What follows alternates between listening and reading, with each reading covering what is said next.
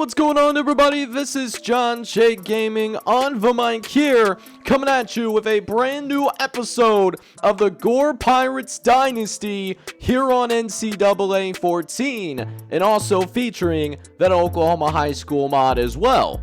We are just closing in on the start of year number 3, but we have a big time matchup to start this season out.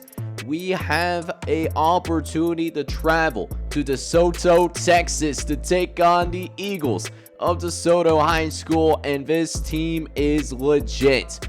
An A overall team, an A+ offense, and an A- defense to go with that as well. We are better than what we were last year, particularly on the defensive side of the ball, but this team is absolutely going to challenge us right to the core. It should be a big time matchup in this one, and I hope you guys are excited for this one. But with that being said, before we dive into this game, let's go ahead and check out some of the new custom players that will be joining our squad this year. And we will go ahead and get things started with our new starting quarterback, Tahoma Thompson. Listen, Tahoma Thompson, he had to fight through Matt Gimatar and Derek Davis, and Matt Gimatar had an excellent season last year. He truly did. But Tahoma Thompson has better legs, he has the bigger arm, and frankly, he was just too good to keep off the field, so he will be starting for us as a true freshman for your Gore Pirates this season, at least starting out. As for the wide receiver room, we will have a few new guys that are coming onto the team as well. How about the younger brother of Porter Lindstrid? You got Samuel Lindstrid joining the team. He is an absolute burner like his big brother. He's got the work ethic. He's probably going to be a reserve guy here in year number 3, his first year at the high school level. Probably be our wide receiver 5. Couple of other guys on the team is Ethan Warren and then Caleb McCormick, who look to contribute to this team in the future, but maybe not so much this year. The same can also be said for Josh James, who we probably will not see much of Josh James here this season, but he'll play a pivotal role going forward in our tight end room. The top 3 tight ends in Jake Durant, Charles Estes, and Joe Mitchell, they're all seniors graduating after this year, so Josh James has an opportunity to be a varsity starter as a sophomore, but likely will not see the field very much. Meanwhile, on the defensive side of the football, we got Chris Gentry on the team. He is coming in as a 66 overall middle linebacker, has won the backup job behind Quadir Johnson, who was an all-state person his junior year. Chris Gentry possibly could be groomed to be a starting linebacker as soon as next year. And then as for the corners, we have quite a few corners that are joining this team that will primarily play as reservists here on varsity. Takeem Bonnet Jr., who is going to be our number 6 corner. Seth Randolph, who is also coming in as a corner. He's got a ton of speed and therefore a lot of upside. And then you also got a couple of other guys like Lockdowns and Justin Time, who moved over to free safety. For that free safety position, speaking of, Malcolm Moore joins the squad, as Malcolm Moore will be groomed to be the eventual starter behind junior Leon Wilson, who has been given all the opportunities in the world to start at free safety this upcoming season. And finally, at strong safety, you got Sean Randolph. Sean Randolph will be sharing those backup duties behind Porter Lindstrid, behind junior Torrey Hunter. And rounding out your custom guys is the punter Nsigamato Sachi, coming all the way from South Korea to take part in high school football. Moved to the Gore area. He has a leg on him playing that soccer out in South Korea. Dude can be a straight up baller hitting that football for sure. But with that being said, I am extremely excited to get year number 3 underway, and I hope you guys are as well. If you're excited as I am, I need you to go ahead and do a couple of big favors for me. Hit that like button, hit subscribe as well if you have to be brand new to the channel. Let's not waste a single moment any longer. let's jump onto the field for the start of year number 3 in the Gore Pirates Dynasty. Let's see if we can pull a big one off. Alright boys, so we have our very first drive of the season where we get to check out what our dynamic freshman in Tahoma Thompson can do. And for whatever reason, we forgot to bring the road jerseys. We forgot to bring those road uniforms, so we actually do have very similar colors to DeSoto, so I do apologize for the confusion. But what I will not apologize about is starting the true freshman in Tahoma Thompson. We saw a bit of what he could do right there. Tahoma Thompson able to carry it inside, and that will be how he picks up his very first down. However, we have not seen what he can do throwing the football though, so this will be his first career pass attempt, throwing downfield, and he's got Delano Tosa for the first down, and that is how his first pass attempt goes, a gain of 13 yards. However, the game plan in this one is trying to get RJ Valencia going, because I want to ease my freshman quarterback in. I don't want to, by any means, put the game all on a freshman quarterback, right? We'll see if he can pick us his first down, though, as he does set up the play action effectively. Durant, hang on now, he gets away from a defender, and it's just enough to find the end zone. Touchdown, Pirates! And how about that to get things going? Jake Durant scores, and the first drive ends in a touchdown for Tahoma Thompson. We do also get a studio update as well, as VN has Edmond Memorial on upset alert, a game that we'll certainly watch out for, as we do play VN later on in the season. So, that being said, we'll go ahead and cut back into our game. DeSoto, one of the better teams in Texas, and we're finding out right away as that man almost went to the crib, and it's a big coaching debut for Phil Longo. Down season for DeSoto last year, looking to utilize the talent on this roster as effectively as possible. Multiple college prospects on this team. As now, DeSoto will start its drive at about the 45-yard line. They'll start by throwing over the middle, and it's going to be caught by Jordan Jones. Jordan Jones will pick up the first down, and it'll be for a gain of 24 yards. Aiden Gudis, we got to get to this guy. We'll see if we can get better pressure on the quarterback this time around, as this time's actually going to be a read option for Aiden Gudis, who still remains on his feet, but eventually is brought down by a gain of Gore tacklers. But now it seems that the Gore Pirates are in their own red zone, backs against the wall, looking for a 3rd and 5. Gudis looks over to the left-hand side and finds Deshaun Warren Sam, but is well short of the first down marker. Aiden Gudis threw it away from the first down marker. Not sure what he was thinking there in particular, but DeSoto will trot out its field goal unit. Should be a makeable field goal here. Looks to be about 40 yards.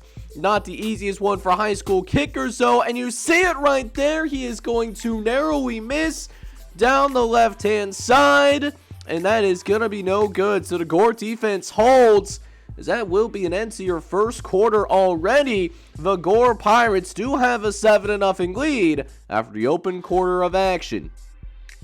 So with that being said, we'll check back in on DeSoto with the football here. Once again, we did end up going 3 and out. Gudis, on the other hand, trying to set up the quick play action, and he'll find Amir Vasey over the middle, who picks up a gain of 14.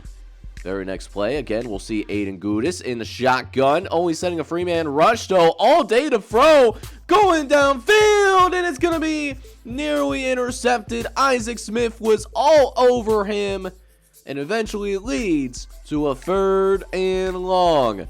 Looking to force a stop on defense. Gudis drops back, looks over the middle, finds Amir Vasey again, but well short of the marker. And that will force the DeSoto Eagles to punt this ball away. And now we go and check back in on this offense. Thompson is going to drop back the pass as he looks over the middle. He's got a receiver, and it is Jody Gentry, who makes his very first catch of the season. Good for 25 yards. And how about this offense going to work already at midfield? Just wait until you see Tahoma Thompson in the open field, though. But RJ Valencia, as much as we're trying to really get him going, it just hasn't happened that way. Averaging less than 4 yards a carry, it's been tough. But Thompson is going to find RJ Valencia, though, over the middle, and it will be enough for a first down in order to keep that drive alive. However, we come across yet another 3rd and long, as Thompson will be in the shotgun, 4 wide set, looks over to the right-hand side, throws a dot to Aston Griffin, who was able to utilize that 10 toes down movement, and that will be good for a first down. Meanwhile, Thompson again will drop back to pass and faces some pressure up the middle. Oh, where did this man come from? Jake Warren got us down real quick and just could never get a good handle on the guy. So that does put us behind the chains once again. Gonna need a big play from our quarterback. 3rd and 14. Thompson looks quickly over to the right-hand side, and Jody Gentry tries his best. But with 2 defenders right in front of him, he didn't have much of a chance to succeed. He will take the points. We'll take the points here. I'm not complaining about that at all. So, and that's a nice little maturity thing for the freshman quarterback. Not trying to force it anywhere.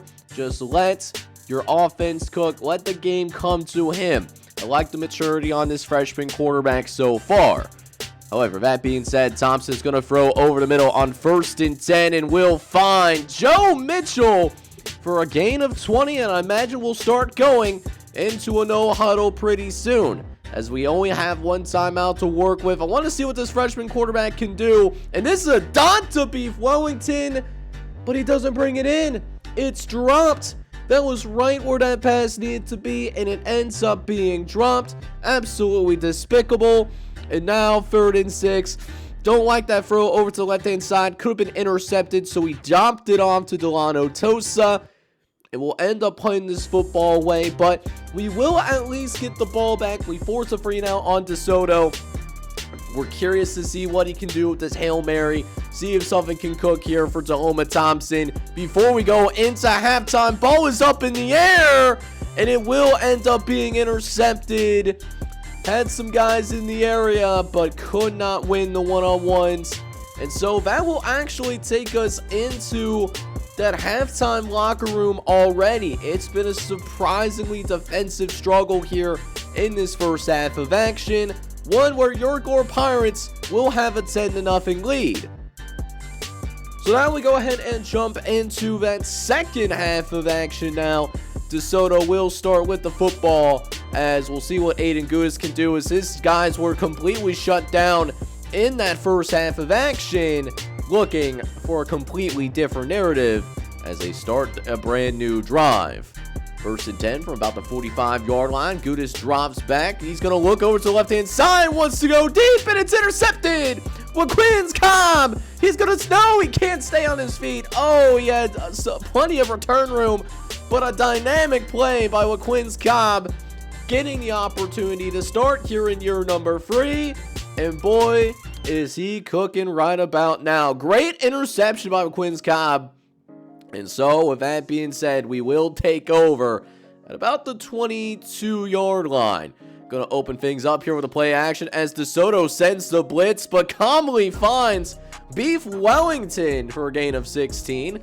Able to make his presence felt after we throw to him a couple of times without success. We'll see if we can find Beef Wellington again, as I like that curl matchup to the outside. There it is. Bang! Beef Wellington with yet another catch, getting him a little bit more involved in this particular series. A couple of plays later, though, we're going to hand the ball off to RJ Valencia, who puts the ball on the ground, and it's recovered by the DeSoto Eagles. Oh, no! Oh, we have been handling business defensively against DeSoto, and now the Eagles will have their best field position of the entire day. A big moment for the Gore defense, trying to stem the tide of momentum. And so that being said, we got a big series on our hands. A couple of plays later, Aiden Gudis will hand it off to Jacob Hoppel. And Jacob Hoppel, man, he's one of the star players of the DeSoto offense, but was held in check for much of the first half. Didn't really do much in terms of actual production. Maybe that could possibly change here in the second half. especially now that we're going to see them in a 3rd and short. Would not be surprised if they tried to run this football here, but they have struggled mightily here on 3rd down. They haven't gotten a single 3rd down conversion yet, but on the screen, they will finally get that first 3rd down conversion of the ball game. They're officially 1 for 6. 3 minutes left here in the 3rd quarter, though, as Gudis looks over the middle. Tight coverage, but Jordan Jones is going to maintain the concentration, and that will be a touchdown for your DeSoto Eagles, as now they're just going to be down by simply a field goal, and that's it. Before we jump back into the action, though, we get another studio update, and VN pulled it off. VN pulls the upset off against Edmond Memorial, 17-14 being your final score. So that could have huge implications in the Oklahoma State polls when we get out of this ball game. But here we are, middle of the 3rd quarter, just trying to get some points on the board yet again, and it nearly gets picked off. Curtis Thompson wanted an interception, but he drops it. Just needed to put a little bit more under that ball because he was open, but needed a better throw. 3rd and 9 coming up, though, as Thompson throws quickly over to the right-hand side. Nice concentration by Aston Griffin, as Aston Griffin will help move the sticks for the Gore Pirates. As the home of Thompson, there's that mobility that I was talking about. Matt Gimitar, who was our starter last year, would not have been able to get around that corner like that. Certainly would not have been able to. But I think his mobility is going to pay dividends. His potential is just limitless. Thompson will again go to work. He's going to find Joe Mitchell under the center, and he's gone. Touchdown, Gore Pirates. And the freshman quarterback will have his 2nd touchdown of the day. Thompson staring down the barrel of the gun and fires a rocket, finding the senior tight end, Joe Mitchell, on that one.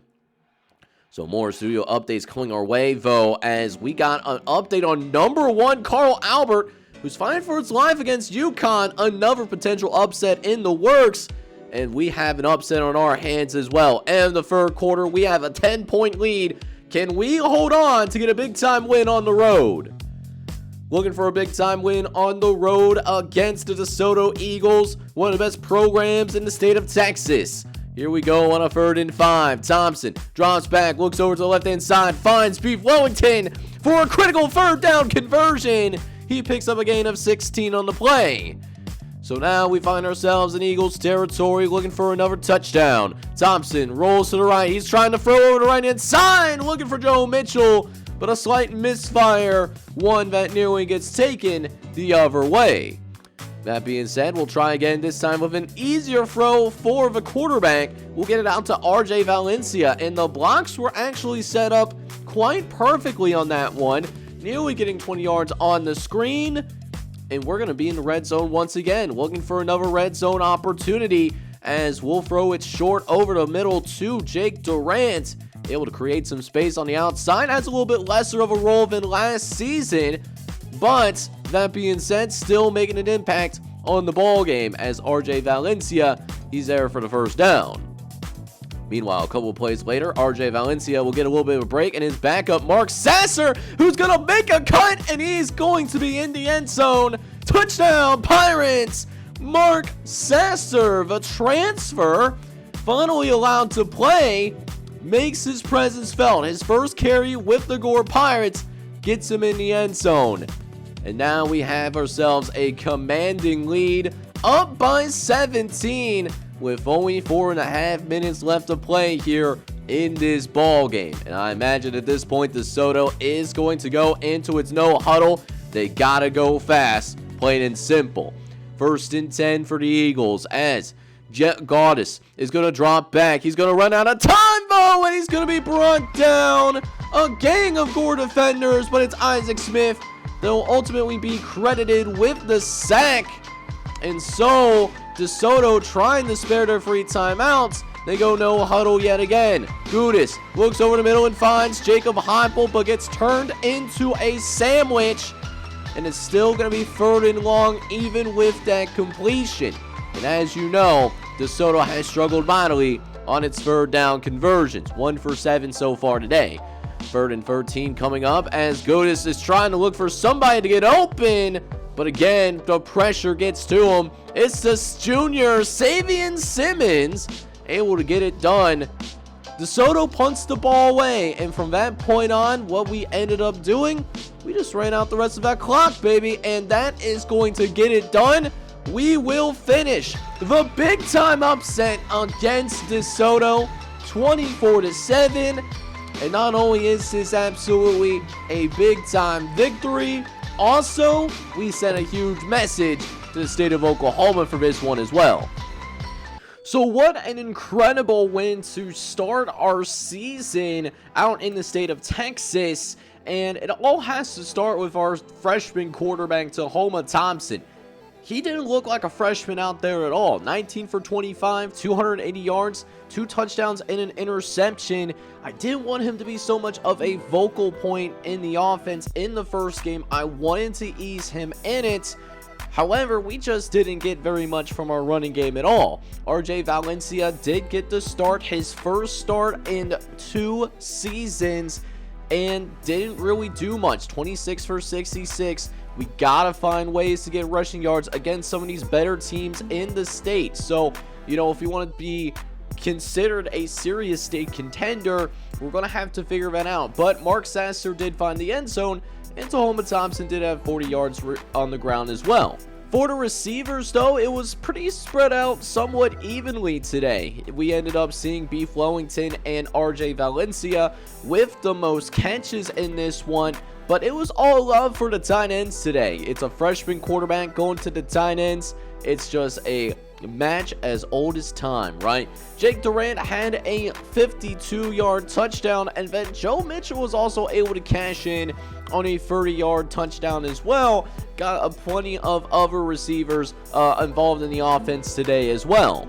Blocking, don't usually talk about blocking that much, but shout out to Joe Mitchell for the pancake, but Tavion Ford did give up a sack in this one. And then for our defense, it was really highlighted by Quadir Johnson, it seemed like. A guy that flew all over the field for us. He had 8 tackles and a TFL.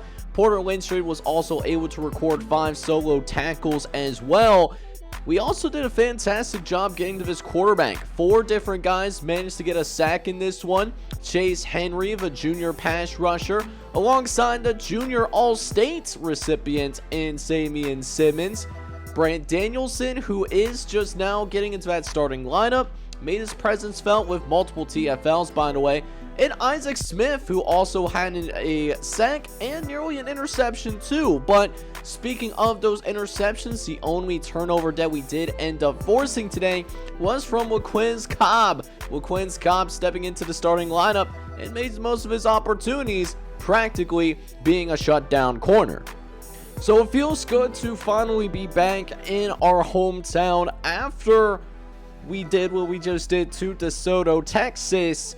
But even though we just had a big-time opponent from the state of Texas, things get even harder from here on out. Next episode, we have a big-time matchup in the state of Oklahoma where this high school football mod was made.